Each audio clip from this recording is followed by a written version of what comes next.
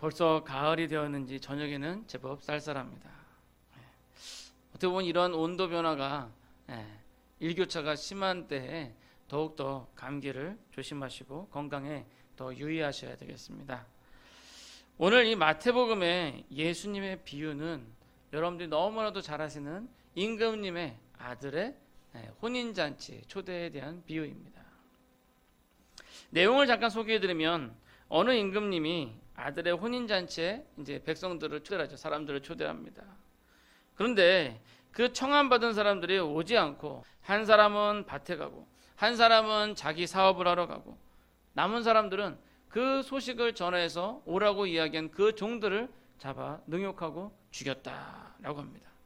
이에 화가 난 임금은 종들을 보내는 게 아니라 이제는 군대를 보내서 그 모든 사람들을 다 진멸하고 불살라버리고는 종들을 시켜서 길거리에 아무 사람이나 만나거든 닥치는 대로 초대해서 데리고 오라는 것이죠. 그렇게 해서 그 자리에 사람들이 가득 차게 되었는데 이제 임금이 손님들을 맞이하러 쭉 하고 나왔는데 보니까 거기에 예복을 입지 않은 사람을 발견하고는 역시 종들을 시켜서 화를 내면서 그 사람들을 손발을 묶어 바깥 어두운 데 던져 버렸다라는 겁니다. 보통 이 복음서에서 예수님께서 이렇게 비유로 이렇게 말씀을 해주시면 그것에 대해서 따로 제자들한테 이렇게 따로 설명을 해주시거든요. 근데 오늘 본문에 보시면 별도의 설명이 없습니다. 그러나 이 본문을 보시면 처음에 초대를 받은 사람들은 바로 유대인들을 의미하는 것이고 두 번째로 초대를 받은 사람들은 바로 이방인들을 의미하는 것입니다. 유대인들은 구약 성경을 통해서 하나님의 구원의 계시를 처음 받았지만 그들은 그것을 거절하였고 오히려 하나님께서 보내신 선지자들을 핍박하고 죽이기까지 하였으며 종래에는 보내심을 받은 하나님의 아들 예수님까지 잡아 죽이게 되었다. 결국 그들은 멸망을 받게 되었고 이제 그 천국 잔치의 초대장이 모든 사람들에게 열리게 되었다라는 것입니다. 어떻게 보면 그들은 초대를 받을 만한 그러한 어떤 이유도 없는 사람이었고 그다음에 어떤 특정인이 아니라 아주 그냥 무작위로 뽑힌 사람들이에요. 종들이 길거리에 나가서 아무나 붙잡고 오늘 본문에 보니까 선인이든 악인이든 상관없이 그냥 무작위로 데리고 왔다는 거예요. 예수님의 십자가의 죽으심으로 말미암아 구원의 복음이 이제 유대인들뿐만 아니라 모든 인류에게 그것이 열려서 이렇게 우리도 이 자리에 나와서 하나님께 예배를 드릴 수 있게 된 거예요.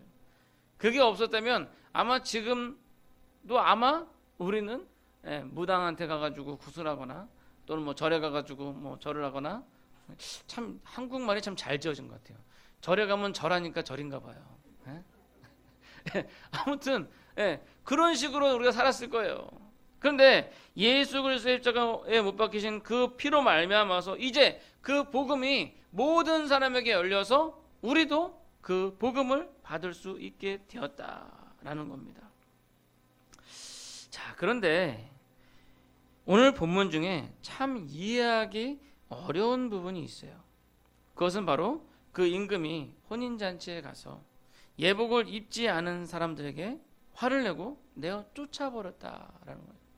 오늘 본문 22장 11절부터 13절까지의 말씀을 보시면 임금이 손님들을 보러 올세 거기서 예복을 입지 않은 한 사람을 보고 이르되 친구여 어찌하여 예복을 입지 않고 여기 들어왔느냐 하니 그가 아무 말도 못하거늘 임금이 사원들에게 말하되 그 손발을 묶어 바깥 어두운 데 내던지라 거기서 슬피 울며 이를 갈게 되리라 하는 거예요.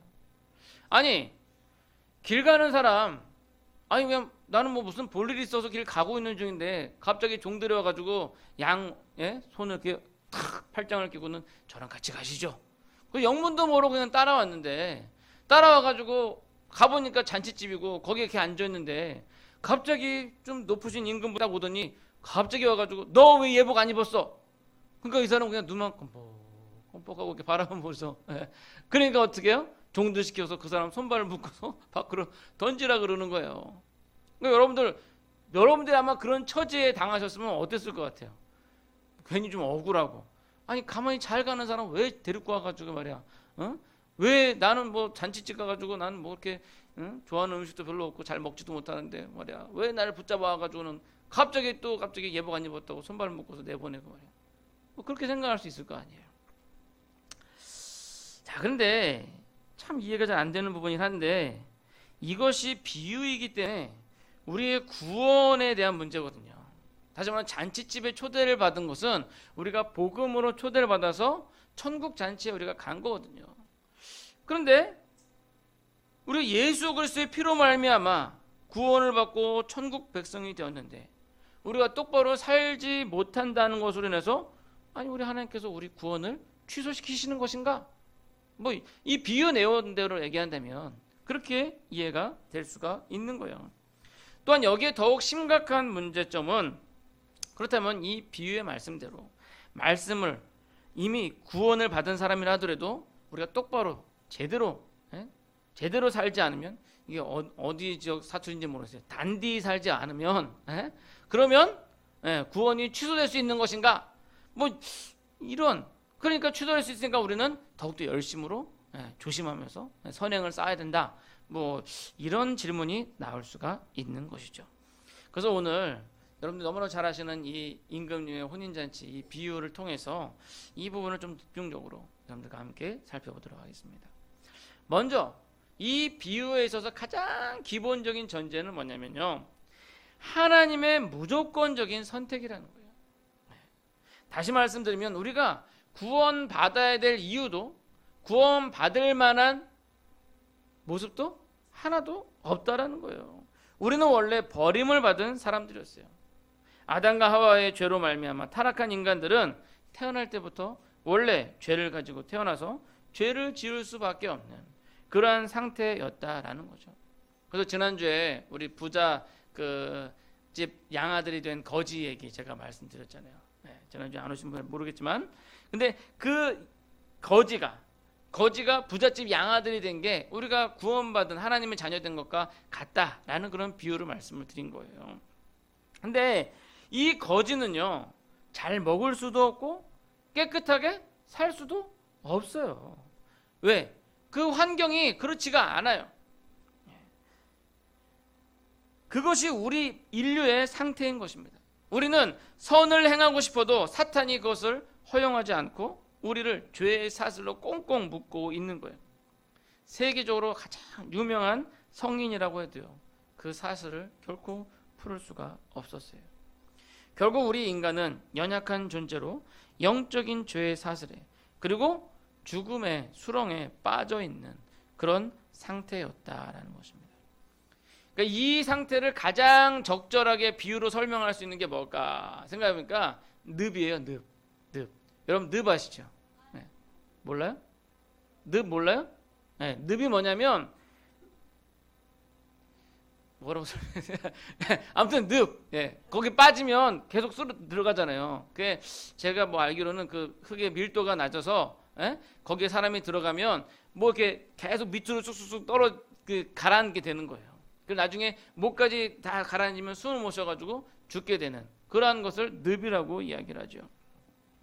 그래서 그 늪에 빠지게 되면 허우적되면 허우적될수록 점점 더 빨리 빠져 들어가게 됩니다. 밖에서 누군가 밧줄을 던져 주어야만 그것을 잡고 빠져나올 수가 있는 것이에요.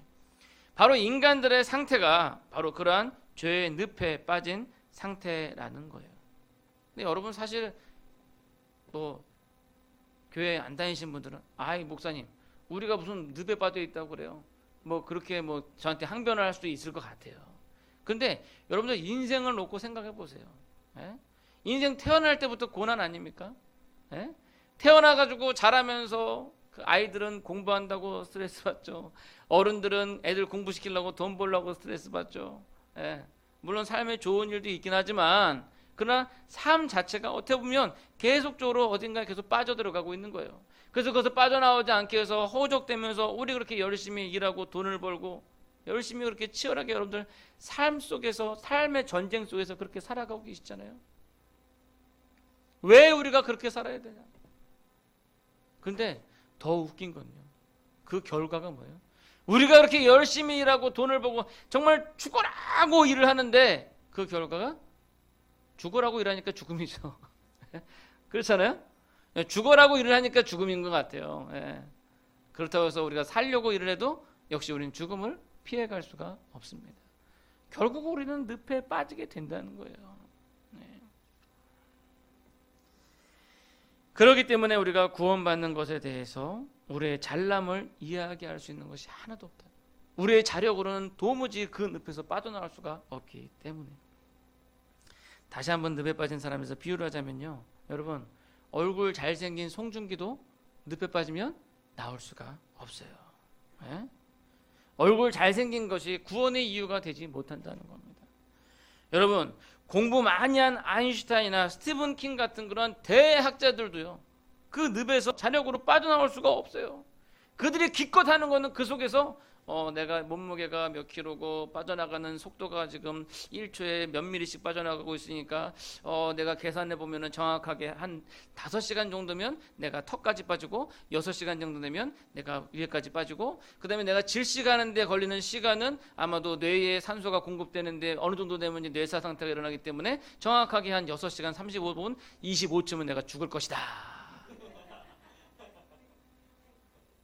아무도 그렇게 계산이나 할 수 있지 그 늪에서 빠져나오지 못한다라는 겁니다. 돈이 많은 사람도 빠져나올 수가 없어요. 몰라요. 돈다발을 쫙 깔고 그것도 있고 뭐 나올 수 있을지 모르겠지만 돈다발 깔아도 그거 역시 밑으로 가라앉아 버리게 되는 것입니다. 미국 대통령 트럼프가 와도 혼자서는 나갈 수가 없는 거예요. 결국 우리의 구원은 우리의 어떤 노력도 다 허사라는 겁니다. 그러기에 우리의 구원은 무조건적인 하나님의 선택이라는 것이죠. 우리의 어떤 모습도 보시지 않으시고 아무 조건 없이 하나님께서는 우리를 선택하시어 임금의 혼인잔치에 초대해 주셨다라는 겁니다. 따라서 우리가 할 수 있는 것은 바로 그러한 은혜에 감사하고 그냥 그 천국 잔치를 누리기만 하면 되는 거예요. 바라기는 하나님의 그 은혜의 초대에 여러분들 아멘으로 화답하시어 하나님의 천국 잔치에 우리 모두가 참여할 수 있기를 간절히 소원합니다.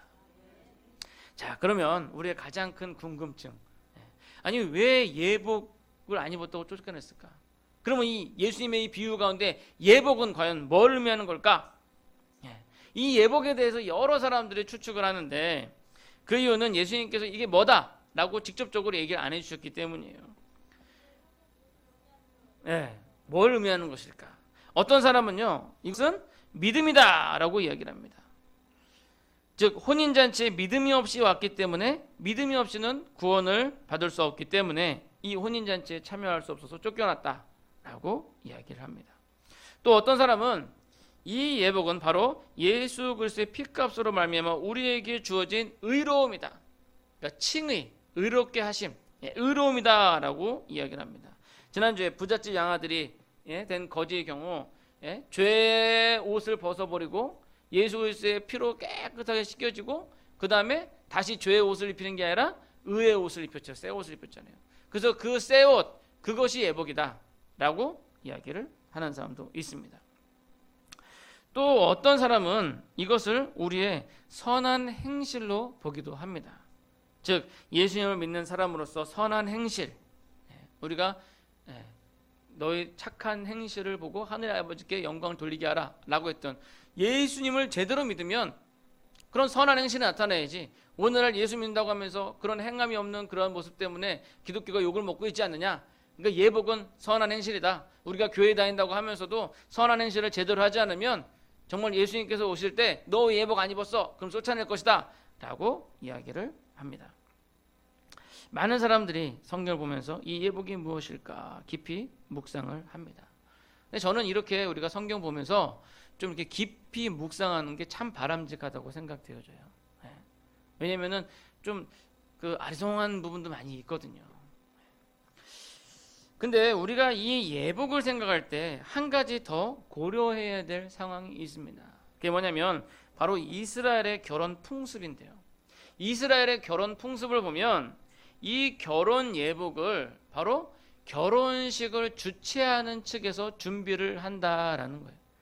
다시 말하면 우리처럼 미리 결혼식 갈 때 좋은 옷 입고 가는 게 아니라 결혼식장에서 예복을 준비해서 온 그 초대받은 사람들에게 나누어 준다라는 거예요.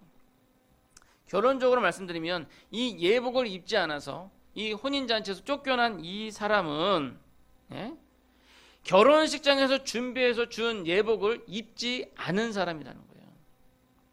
다시 말하면 결국 그 사람은 결혼식의 초대에 응하지 않았던, 처음 초대를 받았던 사람들과 동일한 잘못을 저질렀다는 거예요. 그 초대에 실제적으로 예복을 입지 않은 것은 거절한 거예요. 길가에서 불러서 예식장에 왔잖아요. 와서 준비된 예복을 다 주잖아요. 근데 난 저 예복 색깔도 구리고, 죄송합니다. 저 색깔도 좀 안 좋고, 스타일도 내 스타일이 아니야. 난 그냥 이 옷 입고 있을래. 그러면서 그냥 거기 들어가서 입고 있었던 거예요. 그러니 결국은 그가 쫓겨난 것은 그 사람 잘못이라는 겁니다. 즉 복음에 대한 거절, 불신앙이다라고 볼 수가 있는 것입니다. 이러한 측면을 놓고 보면 예복이 무엇인가는 그 답은 간단해집니다. 그것은 바로 우리의 성령으로 인한 선한 열매라고 볼 수 있습니다. 왜냐면요, 이 선한 열매가 우리로부터 온 것이 아니라 우리의 믿음의 결과라고 할 수 있고 우리 속에서 역사하시는 성령님의 역사의 산물이기 때문이에요. 다시 말하면 우리가 선한 열매, 선한 행실을 하는 것들이 우리의 자력으로 하는 것이 아니라 하나님께서 우리에게 주신 능력으로 말미암아 우리가 하는 것이에요. 그 얘기 뭐냐면 우리가 그것을 하지 않고 있다는 건 뭐냐면 하나님께서 우리에게 주시는 것을 우리가 강제적으로 거절하고 있는 것과 마찬가지다라는 겁니다. 예수님께서는 그런 식으로 말씀을 자주 하셨어요. 나무에 나뭇가지가 붙어 있으면 절로 열매를 맺나니 라고 그랬어요. 왜요? 나뭇가지가 나무에 붙어 있으면 나무로부터 오는 그 양분을 받아들이고 그것으로 인해서 자동적으로 열매를 맺게 되어 있다라는 거예요. 다시 말하면 우리가 믿는다 그러면서 믿는다고 하면서 우리가 그 믿음의 모습이 우리 속에서 나타나지 않으면 그것을 어찌 우리가 믿는다고 얘기할 수 있겠느냐라고 야고보서에서 말씀하고 있는 것과 마찬가지죠. 즉 우리가 예수님을 영접하고 우리가 믿으면 성령께서 우리 속에서 역사하셔서 우리로 하여금 선한 열매를 맺게 하시는데 우리가 선한 열매를 맺지 못하는 건 뭐냐면 우리가 그것을 거절하는 거예요. 싫어. 나 하기 싫어. 거절하고 있다는 거예요. 완강히 거절하고 있다는 거예요. 막고 있다는 거예요. 그러면 결국 그 사람은 원래부터 불신앙의 사람이었다. 처음 초대를 받아서 거절했던 사람들과 대동소이하다. 유대인들과 다를 것이 하나도 없다라는 겁니다. 우리의 노력이 아닌 하나님의 은혜로 주어지는 이 열매, 하나님의 말씀으로 말미암아 우리 속에서 역사하여 이전의 나의 악한 모습이 아니라 예수 그리스도의 그 모습을 본받고 싶어서 그대로 따르고 싶어서 어쩔 수 없이 튀어나오는 그러한 성령의 열매를 여러분들 맺으시기를 소원합니다. 자, 우리가 또 본문을 통해서 알 수 있는 마지막 교훈은요, 천국은 잔치라는 거예요. 잔치. 예수님 자주 하나님 나라를 잔치로 비유합니다. 그렇습니다. 하나님 나라는 잔치예요. 우리는 다 잔치집에 초대받은 그러한 사람들입니다. 그런데 아쉬운 건요, 오늘 예배의 모습을 보면 잔치집이라기보다는 글쎄요, 죄송합니다, 약간 좀 초상집 예배에 가깝지 않나라는 그런 생각이 들어요. 우리 얼굴 표정에서부터, 우리가 예배를 드리는 우리 자세의 마음에서부터 우리 정말 살아계신 하나님을 놓고 우리가 예배를 드리는데 왠지 모르게 좀 우울하고 침울하고 좀 경직되어 있지 않나. 물론 그렇다고 해서 너무 경망스러울 필요는 없을 것 같아요. 그러나 우리가 천국 잔치에 초대받은 사람으로서 기쁘고 즐겁고 그렇게 이 잔치에 참여해야 하지 않겠습니까? 이곳에 초대받을 아무런 이유가 없는데 하나님께서는 여러분들을 단지 사랑하셔서 초대하셨고 여러분들이 이 자리에 있는 것이죠. 여러분들의 이 잔치집에 음식을 준비할 필요도 없고 예복을 준비할 필요도 없고 하나님께서 다 예복도 주시잖아요. 뭔가 우리가 쇼를 보여줄 필요도 없고요. 주인을 위해 선물을 가져올 필요도 없습니다. 단지 그냥 이 잔치에 어울리는 예복만 주는 대로 입으면 되는 거예요. 그것도 이곳에서 준비된 거죠. 그냥 여러분들 갈아입으시기만 하면 됩니다. 그럼에도 우리 마음이 왠지 불안하고 왠지 못 올 것 온 것 같고, 그만큼 그것은 우리가 예복을 아직 못 입은 겁니다. 여러분들 앞에 이미 예복이 준비되어 있는데 계속 이걸 입어 말어, 이걸 입어 말어, 저거 이 예복은 단추가 2개밖에 없어, 한 3개는 있어야지 이러면서 우리가 걱정 근심으로 주저주저 하고 있는 것은 아닌지 모르겠습니다. 여러분 앞에 이미 진수성찬이 준비되어 있고 신랑 신부 하객들이 즐거워하고 있는데 괜한 쓸데없는 걱정으로 주저주저 하지 마시고 그냥 예복 입으시고 이 잔치를 즐기시기 바랍니다. 그것은 바로 성령의 도우심을 받고 하나님의 말씀 양식을 먹음으로 자연스럽게 우리에게 나타내는 그 예복인 것입니다. 우리 함께하는 이 자리가 바라기는 천국 잔치가 되었으면 좋겠습니다. 이곳에 초대받은 모든 사람들이 이 준비된 잔치를 즐겼으면 좋겠습니다. 그것이 바로 우리의 몫인 거죠. 우리가 먼저 예복을 입고요, 그다음에 그 예복을 옆 사람에게 나누어 주고 그렇게 서로 격려하고 서로 기뻐하고 그렇게 하는 거죠. 이제 조금 있으면 잔치를 배설한 임금님께서 나오실 거예요. 그 임금이 나와서 이 잔치에 기뻐하실 수 있도록 우리가 할 수 있는 것은 준비된 예복을 입고 이 잔치를 즐기면 되는 것입니다. 바라기 이 자리에 계신 모든 분들 아직 시간이 있을 때 얼른 예복을 입으시고 즐기는, 그래서 정말 하늘나라의 귀한 잔치 시간이 될 수 있기를 간절히 축원합니다. 이제 말씀을 맺고자 합니다. 오늘 본문의 예수님의 비유를 생각할 때 참으로 하나님의 나라는 귀하고 귀합니다. 그러한 귀한 보석과 같은 하나님의 나라를요, 유대인들은 그냥 발로 뻥 차버리고 거절해버렸어요. 그들은 그 대가를 받았습니다. 이제 그 복음이 우리 모두에게 열리게 되었어요. 주인의 부름을 받은 종들은 이제 거리로 나가 모든 사람들에게 잔치에 오도록 초대를 합니다. 어떻게 보면 우리는요, 그 잔치에 초대를 받은 사람들임과 동시에 우리는 그 부름을 받은 종입니다. 이제 주인이신 우리 하나님께서 여러분들에게 잔치에 초대장을 주시고 나가서 사람들을 불러 모으라고 명령하시는 거예요. 이미 잔치는 준비됐고 이미 소를 잡고 동물들을, 살진 동물들을 잡고 잔치상들은 떡하니 벌어져 있어요. 바라긴 우리가 또한 이 종들이라는 것을 잊지 마시고 많은 사람들을 이 잔치집으로 이끌어 올 수 있기를 소원합니다. 또한 우리는 초대를 받은 사람들입니다. 본문 14절에 보면 청함을 받은 사람은 많되 택함을 입은 자는 적다라고 말씀을 하셨습니다.